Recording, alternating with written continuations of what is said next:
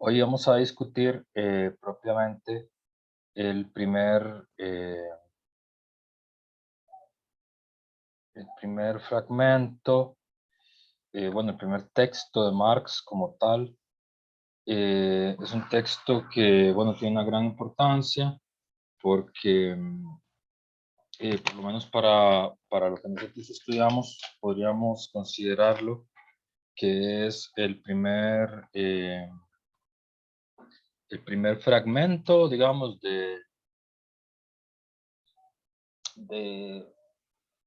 digamos, la primera exposición como tal de Marx de lo que podríamos decir un concepto de ideología, ¿verdad? Entonces, digamos, aquí podríamos ver estos textos, aquí de hecho se los puedo soplar de una vez, ¿verdad? Aquí podríamos ver una de las primeras definiciones de ideología, que está aquí, eh, que es, oh, sorry, yo lo iba a marcar y no, con pantalla se hace así.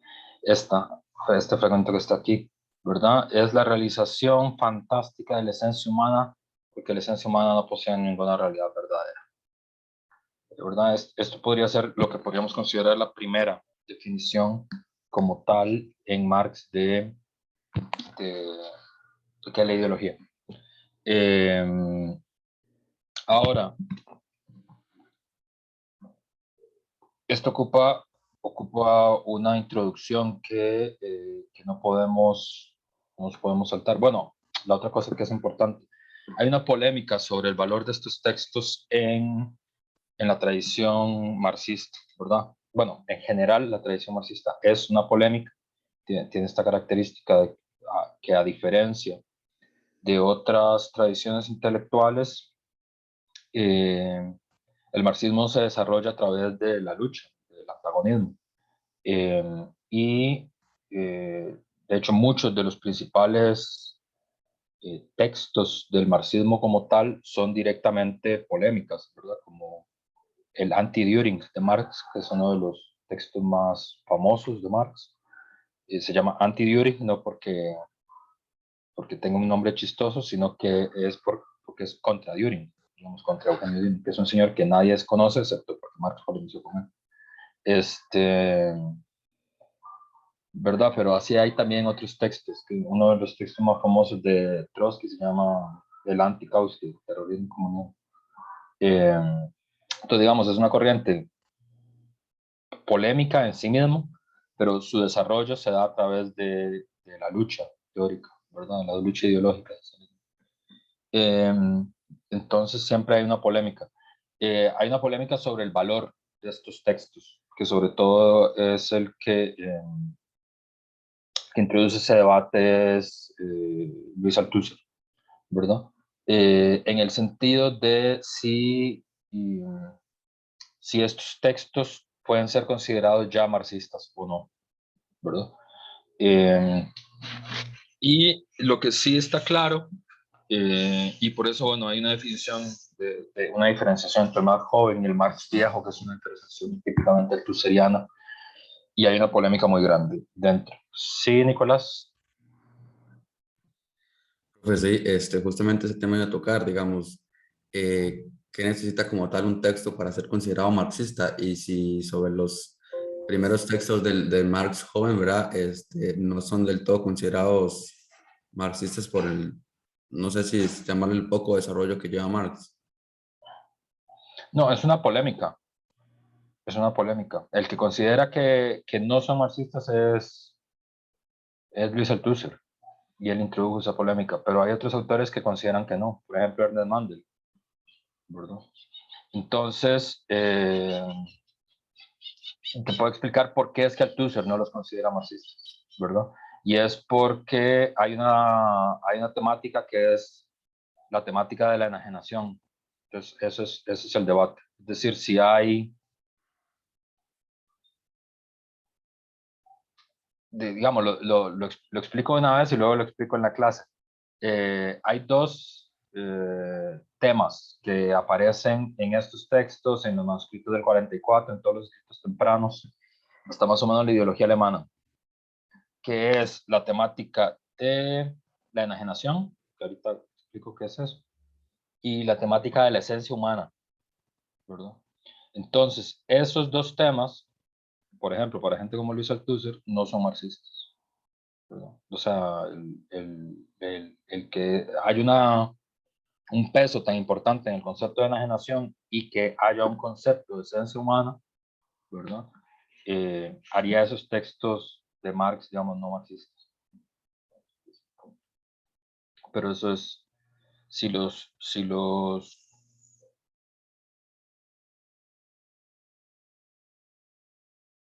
dioses del presupuesto se alinean, tal vez en verano podemos hacer un curso sobre el Twitter, que no es lo que estamos viendo acá.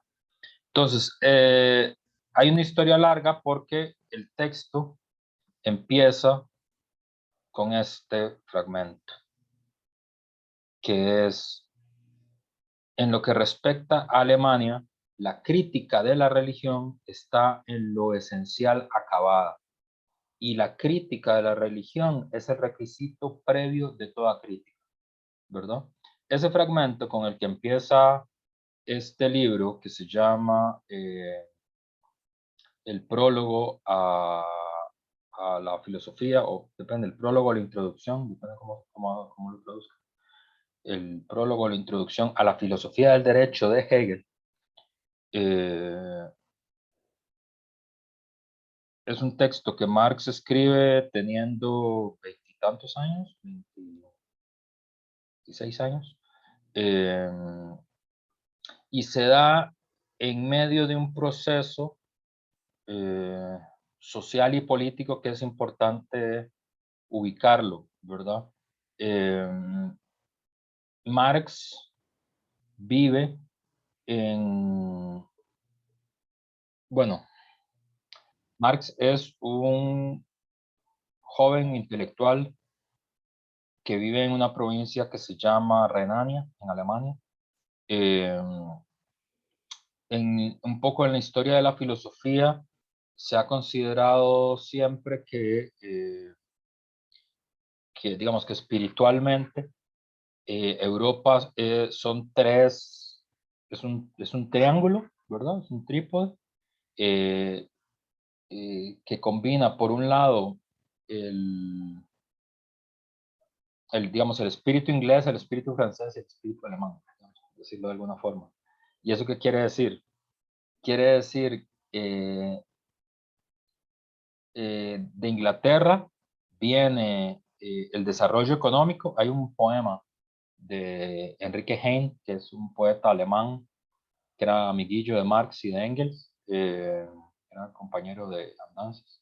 Nada más que Heine es famoso por la poesía, no es famoso por la filosofía. Y él tenía este poema que decía: los ingleses dominan el mar, los franceses y los rusos dominan la tierra, y nosotros somos los señores somos los soberanos en el terreno de los sueños, como lo que dice el verso. Y nosotros, él está hablando de Alemania.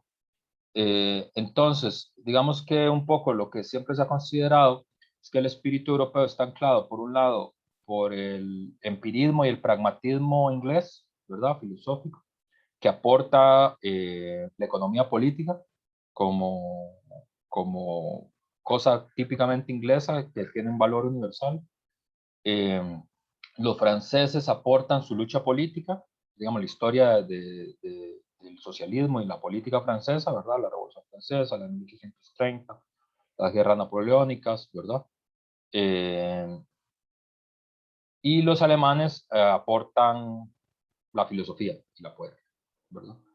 Entonces, este texto se da en el marco de que Inglaterra ya hizo su revolución burguesa, ¿verdad? La revolución de 1642, 1648, que acaba con la monarquía de Carlos I, y de ahí viene digamos, la forma constitucional moderna que tiene Inglaterra, la forma de monarquía parlamentaria que tiene, monarquía constitucional que tiene Inglaterra. Francia había hecho también su propia revolución burguesa con la construcción de una república, ¿verdad? Y la tradición de la Revolución Francesa en 1789. Y Alemania no había hecho ninguna de las dos cosas, ¿verdad? Entonces, Alemania era dentro del mundo europeo, y esto creo que es importante que lo tuvieran claro, digamos, guardando o sea, no, sin querer parecer anacrónico, sin querer sonar anacrónico. Alemania era un poco como el tercer mundo, ¿no? Como América Latina, Europa en el momento, o sea, porque no tenía el, no tenía el avance económico, industrial, marítimo, comercial de Inglaterra, ¿verdad? Y tampoco había hecho una revolución como la francesa, ¿verdad?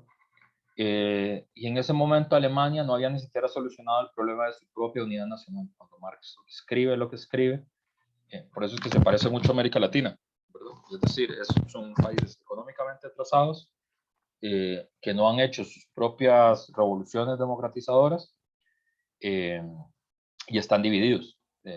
En ese momento Alemania estaba dividido en 300 estados distintos, de principados, ducados. El estado más grande era Prusia, que es el que va a terminar siendo el estado, digamos, que aglutine, alrededor del cual se da la unidad nacional alemana, pero algunos estados eran del tamaño de Atillo. Eran 300 estados, principados, ducados, cada uno con su propia aduana, cada uno con su propia moneda, cada uno con su propia soberanía, sus propias leyes. Y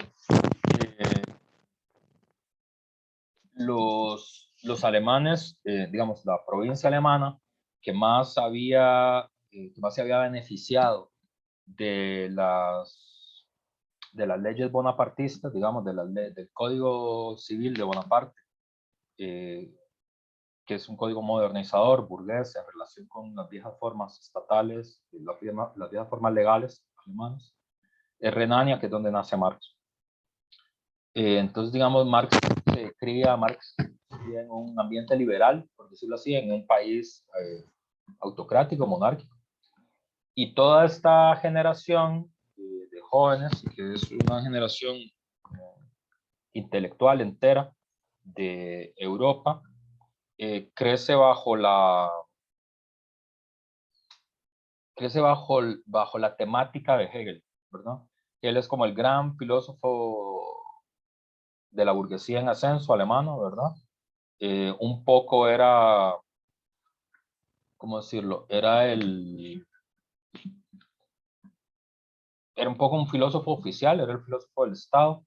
Yo creo que a nosotros nos cuesta un poco esta parte porque el mundo del siglo XIX es bastante un poco diferente al nuestro.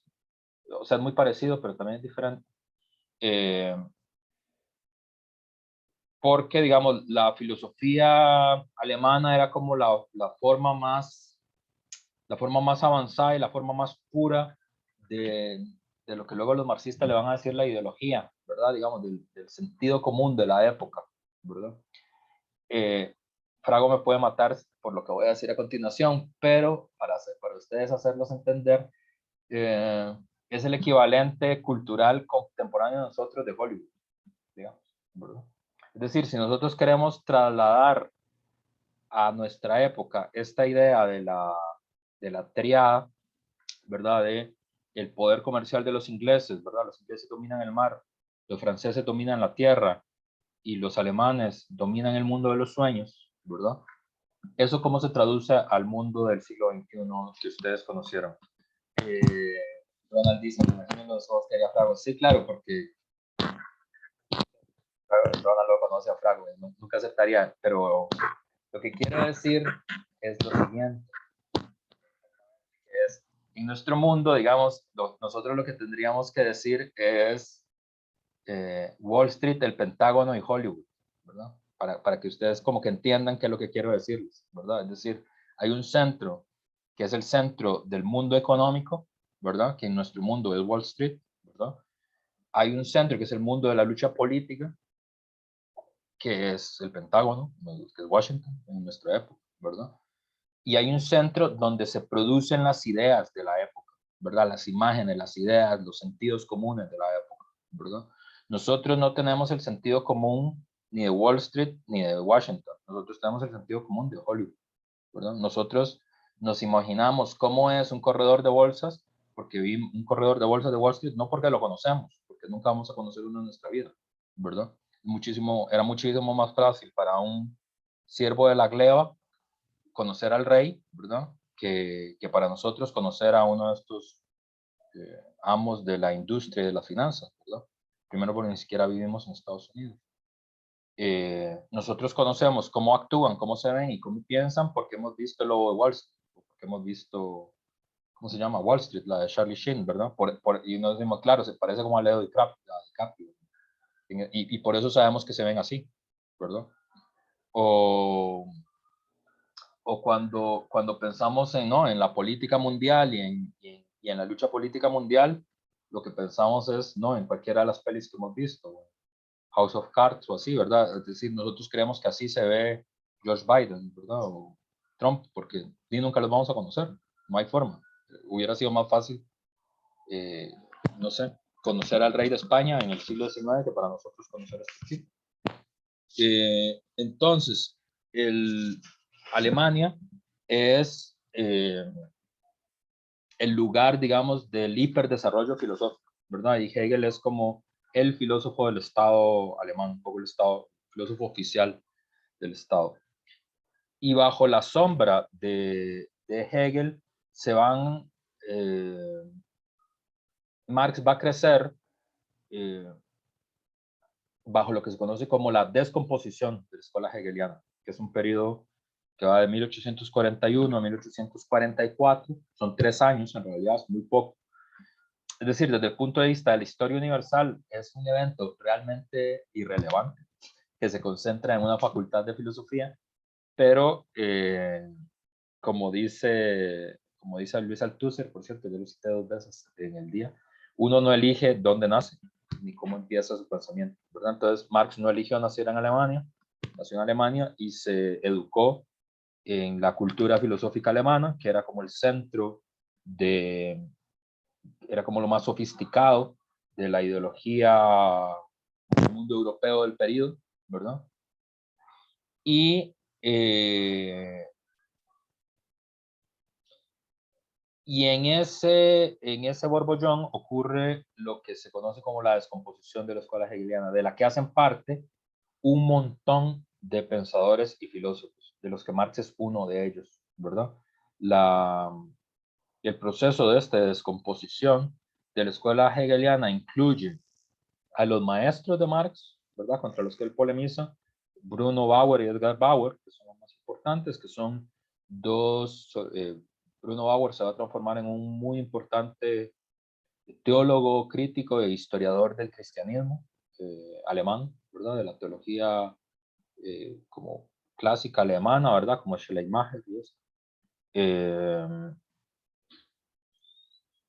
Pero también en ese mismo grupo va a estar Max Stirner, que se le considera el fundador filosófico del anarquismo, ¿verdad?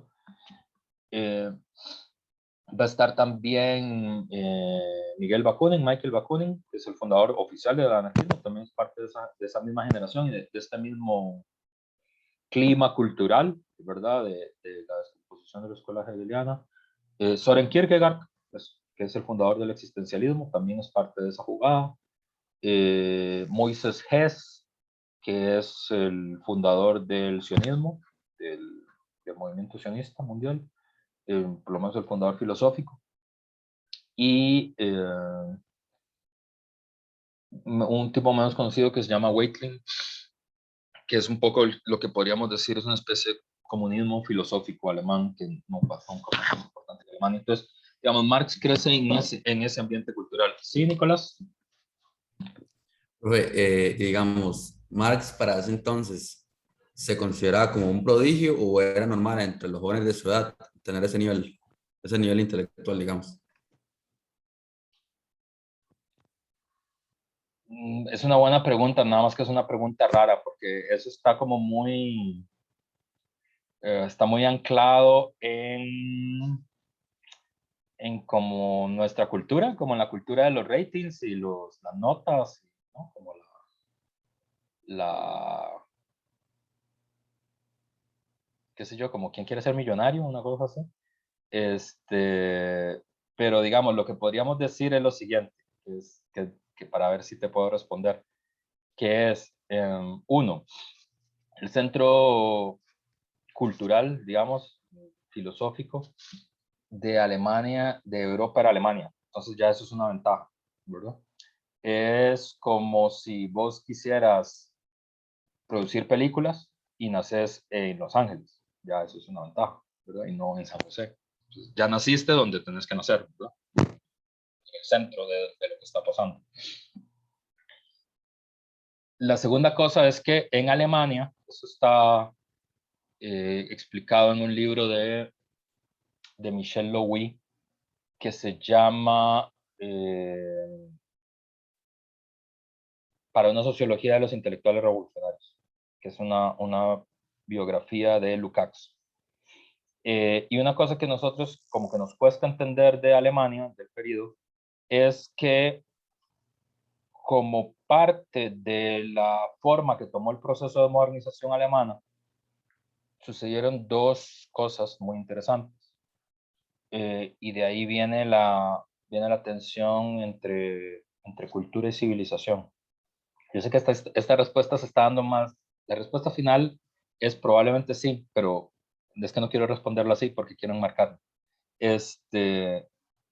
En, en Alemania hubo una forma de llegar al capitalismo que se parece un poco a el otro país que tuvo ese tipo de modernización fue Japón durante la dinastía Meiji, que fue, digamos, fue una modernización capitalista desde arriba, controlada por el Estado, y que intentó modernizar Alemania, unificar Alemania.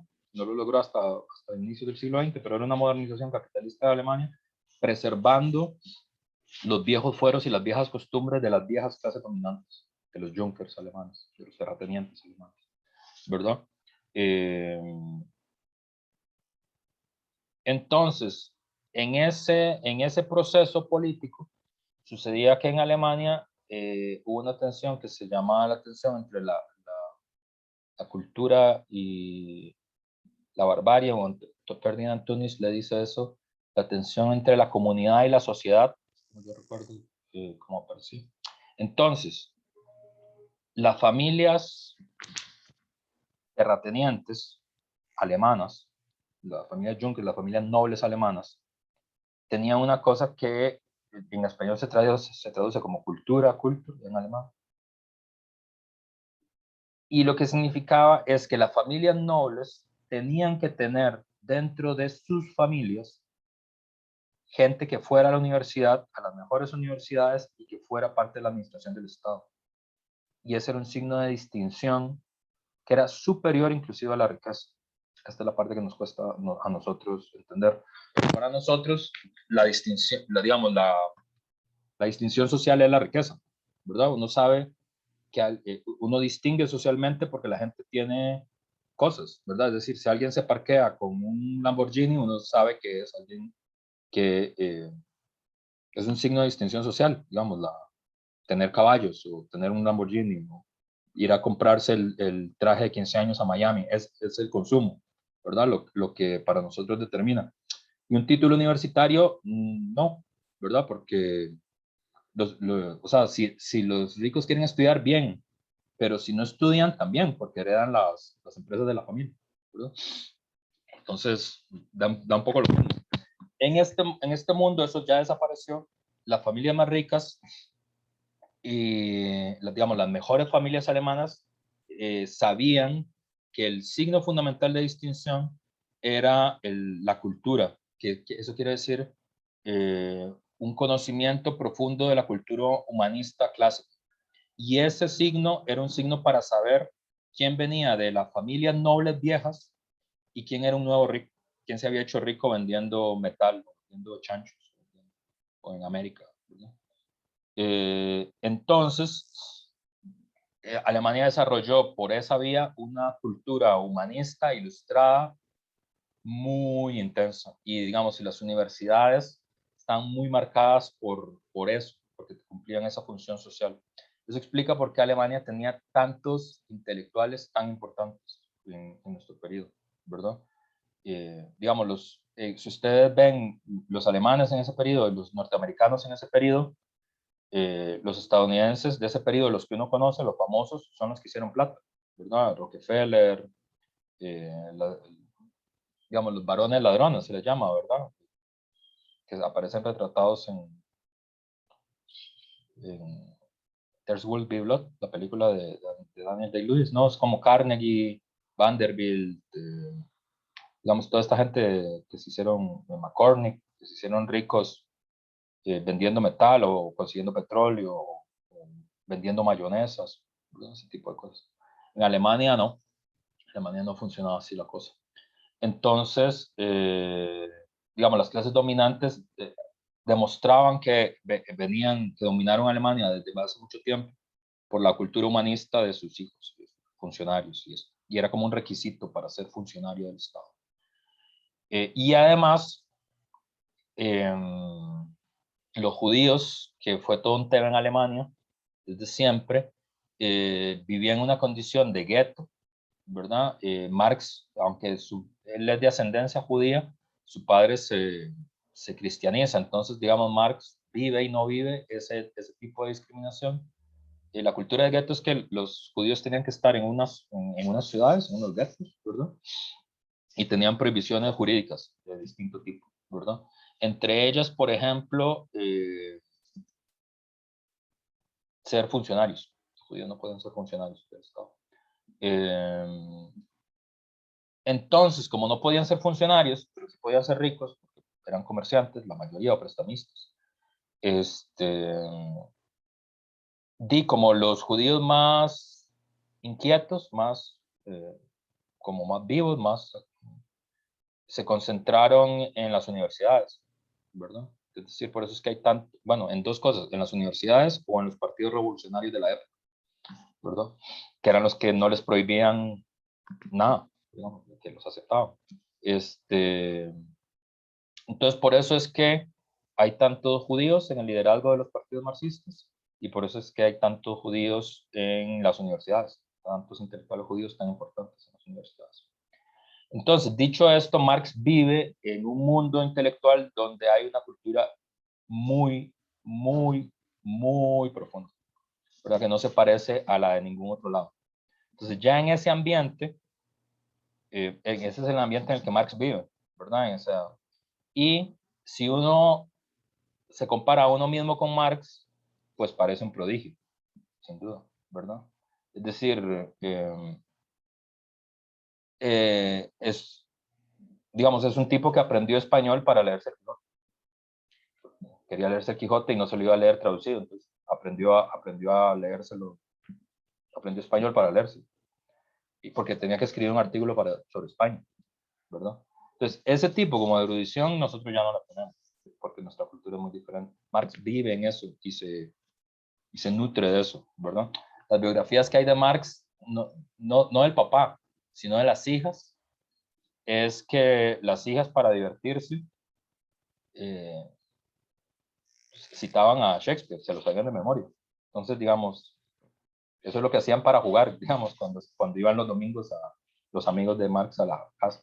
O sea, las huilas les hacían obras de teatro de Shakespeare. O sea, eso es lo que narra la biografía. Entonces, claro, es un ambiente cultural que nosotros no tenemos. No hay. Entonces, a nosotros nos parece prodigioso. Lo que quiero decir con toda esta explicación es que Marx es producto de su época. Entonces, vive en un ambiente donde la cultura humanista ilustrada es muy importante. Y sí, dentro de esa cultura humanista ilustrada, él destaca mucho, considerablemente. Él y Engels destacan considerablemente. Algunas personas consideran a Engels el hombre más culto de Europa, siglo XIX, ¿verdad? Y puede ser porque lo que dicen sus biógrafos es que Engels conocía 20 idiomas. Y debe ser verdad. Entonces sí, un poco sí. Y tiene algo de prodigioso su inteligencia, sí, un poco sí. ¿Verdad? Un poco sí. Ahora, no obstante, eso no es lo interesante, sino como hacia dónde dirigió su inteligencia. Pues, esto es lo que a mí me parece más interesante, porque más que ser inteligente, uno se tiene que preguntar para qué la gente usa su inteligencia. Nunca he creído eso, ¿verdad? Esto fue una respuesta demasiado larga. Yo finalmente te respondí, Nicolás, pero es que había que hacer un redondeo para que tuviera sentido la explicación. Entonces, es una época donde los valores humanistas son muy importantes para todo el mundo, incluyendo para la familia Marx, y dentro de esa cultura, Marx destaca mucho, considerablemente. Pero igual tiene, digamos, tiene toda la actitud de un joven de la época también, ¿verdad? Es decir, las cartas del papá son muy sufridas, porque el papá sufrió mucho, porque, como todos los papás, porque estaba preocupado por el man, no estudiaba, pasaba en las tabernas, no sé, no iba a clases, se dedicaba a escribir poesía y a pelear en las tabernas, pelear, discutir, no pelear a golpes, aunque tal vez probablemente a golpes también. Entonces, digamos, llevaba la vida de un universitario normal en Alemania. Lo que pasa es cómo se van precipitando los acontecimientos, ¿verdad? Porque él vive en ese mundo universitario alemán. Y en ese mundo universitario alemán, este es el punto clave, más que su inteligencia personal, individual. En ese mundo intelectual alemán, que se conoce como el periodo de descomposición de la escuela hegeliana, 1841-1844, todos los intelectuales alemanes esperaban que el rey alemán, que es Federico IV, el rey joven, porque en ese interín muere el rey y asume su hijo, el príncipe Federico IV. Todos esperaban que fuera un rey liberal, todos esperaban que fuera un déspota ilustrado, es decir, que permitiera la libertad de opinión, la libertad de prensa, la libertad de cátedra, que en Alemania no existía en ese periodo, y que ya existía en Inglaterra, y existía en Francia. Y todos estaban como muy emocionados con eso. Y resultó que Federico IV resultó ser muchísimo más déspota que su propio padre, ¿verdad? Entonces hubo más persecución, más censura, y por eso los primeros textos de Marx son escritos contra la censura, de hecho, contra la libertad, a favor de la libertad de prensa y de la libertad de conciencia y la libertad de opinión. Entonces, hay primero una decepción política de toda una generación intelectual con el rey, ¿verdad? Porque ellos esperaban un rey modernizador, un rey progresista, y resultó ser todo lo contrario, ¿verdad? Momento trosco del profe, muy probablemente muchas personas en Costa Rica le pasó eso con Carlos Alvarado, ¿no? Esperaban que fuera un hombre progresista, ya de avanzada y eso, y resultó no serlo. Entonces, eso obviamente eh, no tiene que ver con el curso, pero el profesor no podía dejar de hacer ese comentario. No quiero decir si tiene que ver con el curso, tiene que ver con la decepción, ¿verdad? Es decir, la decepción radicaliza las posiciones. O sea, la decepción siempre está mal porque nunca es bonito decepcionarse, o sea, personalmente es feo decepcionarse, pero la decepción juega un papel intelectual muy importante en la historia, que es la decepción radicaliza las posiciones, porque usted tiene que explicar por qué es que está decepcionado y de qué es que está decepcionado, ¿verdad? Y sobre esa base, cada quien va radicalizando las posiciones, por eso es que la escuela hegeliana se descompone y cada quien va a dar a otro lado, digamos, cada quien va redondeando y radicalizando sus posiciones, ¿verdad? Kierkegaard va a ser un aspecto de Hegel que le va a parecer más decepcionante, que es el problema del panlogismo, de la superracionalidad, y de ahí va a ir hacia el existencialismo. De Moises Hess se va a decepcionar del carácter puramente alemán de Hegel y de ahí va a evolucionar hacia el sionismo. Bakunin se va a decepcionar del estatismo de Hegel y de ahí va a evolucionar hacia el anarquismo, ¿verdad? Y así cada uno, ¿verdad? Marx va a hacer el mismo proceso, pero no a través de Hegel, sino a través de sus maestros, ¿verdad? Que son, después de Hegel hay aquí es donde regresamos a esto. ¿Qué significa esa frase? Con lo que respecta a Alemania, la crítica de la religión está en esencial acabada. Y la crítica de la religión es el requisito de toda crítica. ¿Qué significa eso? ¿Verdad? Porque está acabada la crítica de la religión, ¿verdad? Primero, y esto es muy interesante porque va a decir,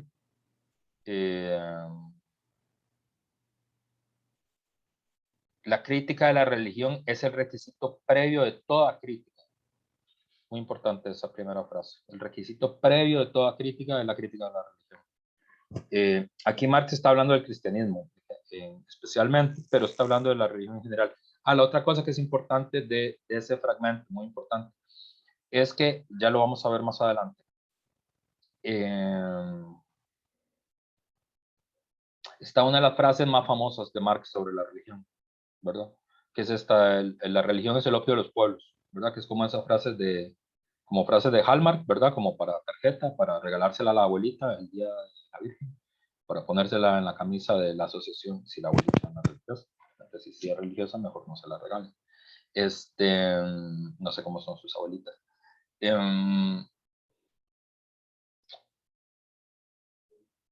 ¿Verdad? Entonces hay, y en mi opinión se ha malinterpretado mucho qué es lo que significa esa frase y un poco hay que saber el contexto.